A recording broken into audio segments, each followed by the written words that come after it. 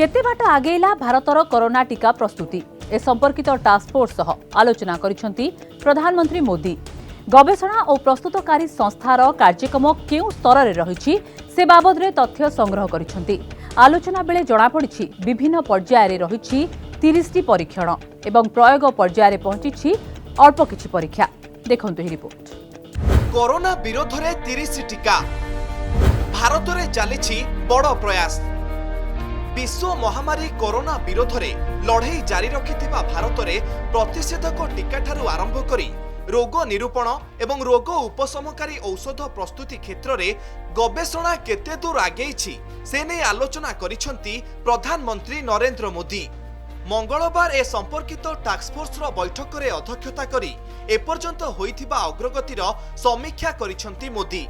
आलोचना बेले जणा पड़िछि जे देश में 30टी कोरोना टीकार विकास पई विभिन्न स्तर रे प्रयास चलिछि एवं एहा भितरु केतेक टीकार परीक्षण मध्य आरंभ हेबाकु जाउछि।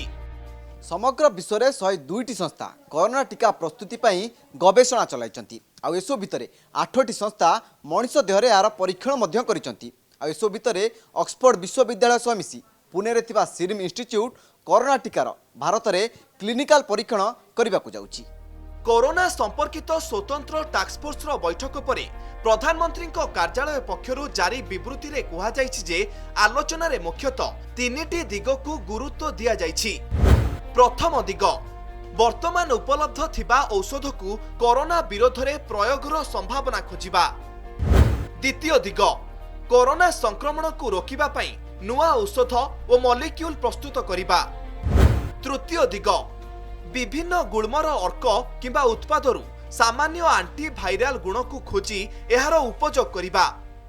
आलोचना परे गवेषणारत संस्था उद्योग जगत और सरकार को मिलित प्रयास सकारात्मक परिणाम मिलुथिबा नै मोदी उपलब्धि करिसेंती।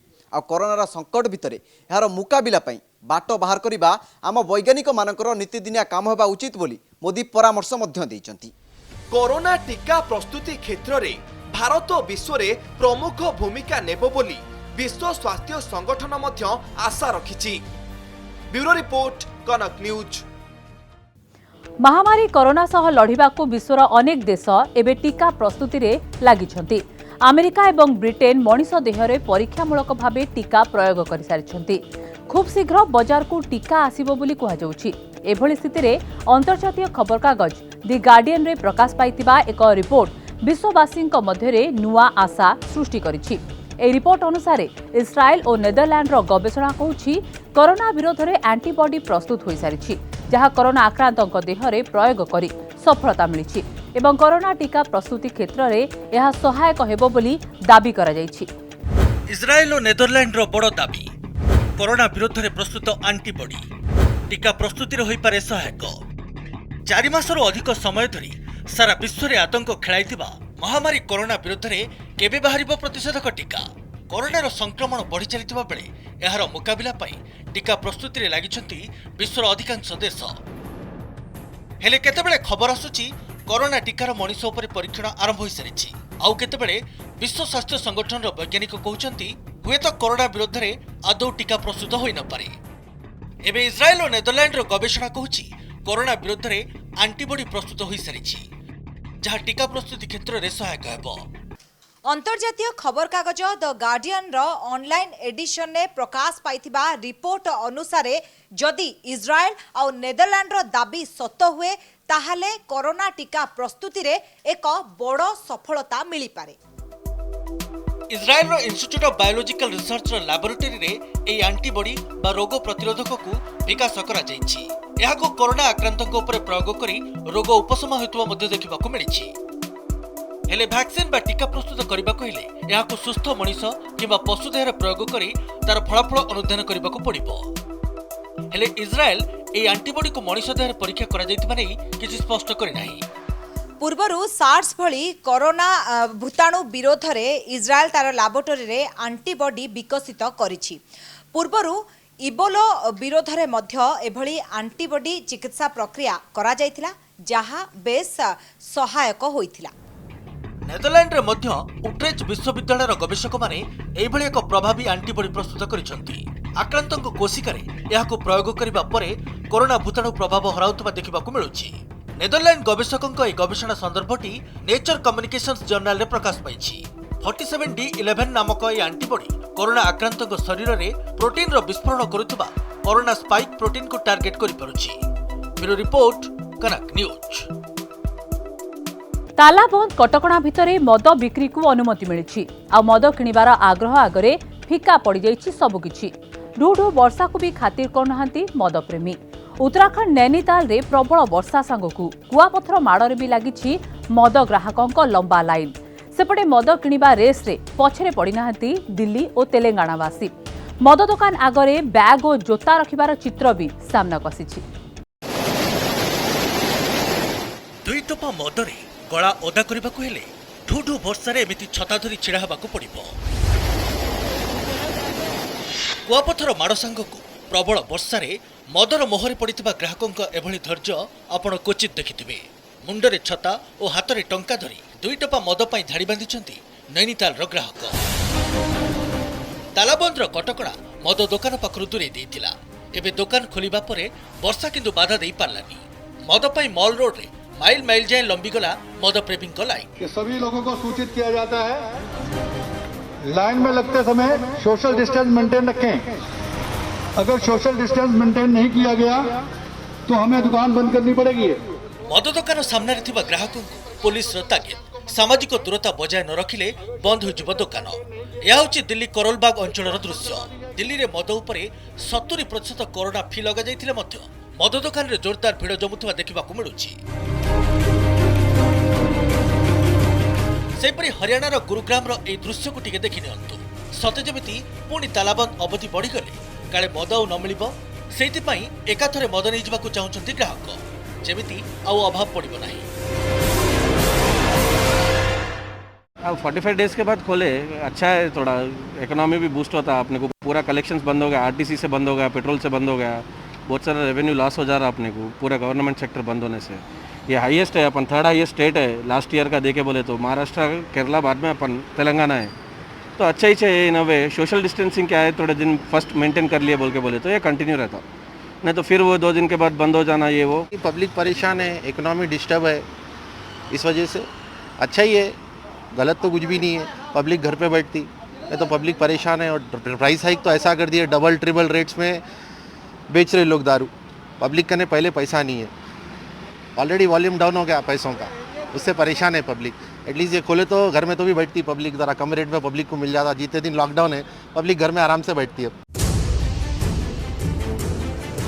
सबुठ बढ़ी जाइछि तेलंगाना। ए दृश्य को भल करी देखि नियंतु। तेलंगानार कोठागुड़ेम अंचल मद किणिबा पई आसिथिबा व्यक्ति लाइन रे छिड़ा होई थकी जिबा परे निजर बैग और जोता को भी लाइन रे लगाई दैथिले। संध्या 7टा बेले सबु दुकान बजार बंद हो जाउतबा बेले मद किणिबा पई दुकान सामना रे सकाळु धाड़ी लागि जाउछि। मद किणी नबार आग्रह रे सामाजिक दूरता को मध्य भूली जाउछन्ति ग्राहक।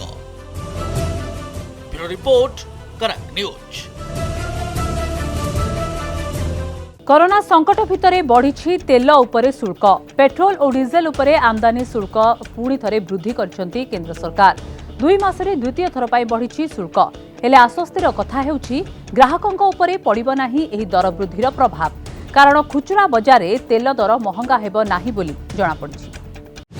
पेट्रोल डीजेल उपरे बढ़िला शुल्क, ग्राहकंक पाई महंगा हेबोनी तेल। देशव्यापी तालाबंद कटकणा फल गाड़ी गड़ु नथिबारु कमी जाइछि पेट्रोल डीजेल रो चाहिदा। तेणु से बाबद हेउथबा राजस्व क्षति भरणा करबाकू आमदानी शुल्क वृद्धि करिसेंति केंद्र सरकार।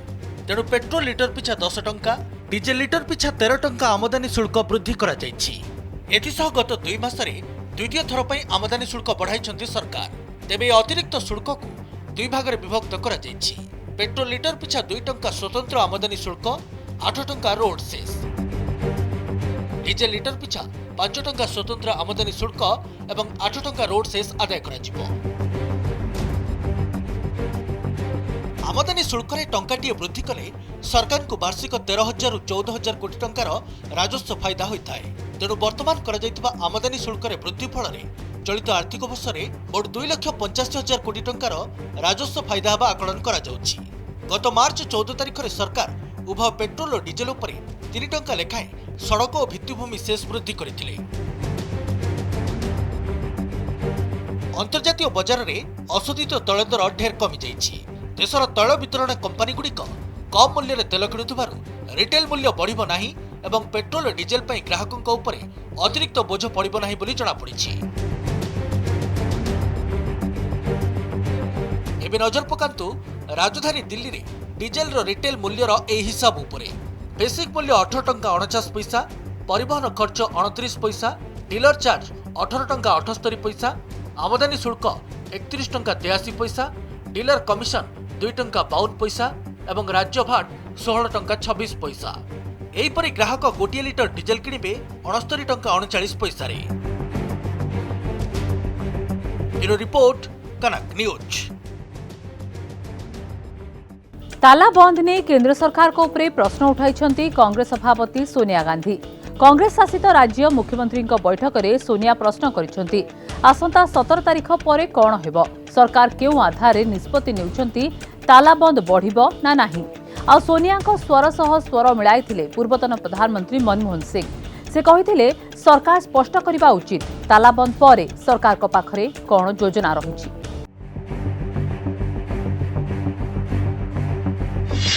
मे 17 पर कौन हेबो, केउ आधार रे खोलिबो तृतीय पाଳି ताला बंद, पुणी सोनिया टार्गेट रे केंद्र सरकार। कोरोना जनित तालाबंद को नहीं केंद्र सरकार को टार्गेट करिसेंती कांग्रेस सभापति सोनिया गांधी। केउ आधार रे तृतीय पर्याय तालाबंद चलीछि एवं किपरि चलीछि बोली प्रश्न करिसेंती सोनिया। कांग्रेस शासित राज्य मानकर मुख्यमंत्री मानक सहित कोरोना महामारी रो मुकाबिला संपर्कित बैठक बेले सोनिया यह प्रश्न छिड़ा करिसेंती। मे 17 तारिख रे तृतीय पर्याय तालाबंद शेष होबाकू जाउथबा बेले एहा परे कोन हेबो बोली उत्तर मागिछंती सोनिया। ए बैठक रे उपस्थित पूर्वतन प्रधानमंत्री मनमोहन सिंह पचारिछंती मे 17 तालाबंद परे कोन घटबाकू जाउछि। गत सोमवार सोनिया घोषणा करथिले जे विभिन्न राज्य रे फसी रहिथिबा श्रमिक मानकू निज राज्य को फेरिबा पई ट्रेन यात्रा खर्च कांग्रेस बहन करिबो। केंद्र सरकार ए ट्रेन यात्रा पई टंका नेउथुबारु केंद्र को मध्य समालोचना करथिले सोनिया। फसी रहिथिबा श्रमिक मानकू निज घर को फेराई आनिबारे केंद्र सरकार को योजना फेल मारिछि बोली उभय सोनिया एवं राहुल केंद्र सरकार को समालोचना करि चलिचंती। मार्च 23 तारिख रु एजाए प्रधानमंत्री नरेंद्र मोदी निकट को सोनिया विभिन्न प्रसंग रे दृष्टि आकर्षण करिबा पई 7टी चिठी लिखि सारिचंती और सबुठ अधिक गुरुत्व दैछंती श्रमिक माने किपरि सुरक्षित भाबे घर को फेरिबे। देश में कोरोना आक्रांतों संख्या बढ़ी चली बेले लॉकडाउन अवधि को बारंबार बढ़ाई चली सरकार। 2टी तालाबंद तारीख शेष होइथिबा बेले पुणी थरे तृतीय पर्याय तालाबंद प्रक्रिया जारी रही। तेबे आगकू स्थिति कौन हेउची एबे ता उपरे रही समस्तक नजर। कारण तृतीय तालाबंद सरिबा परे सेतबेलर स्थिति को दृष्टि रखी केंद्र सरकार परवर्ती निष्पत्ति नेबा अनुमान करा जाउची। ब्यूरो रिपोर्ट कनक न्यूज।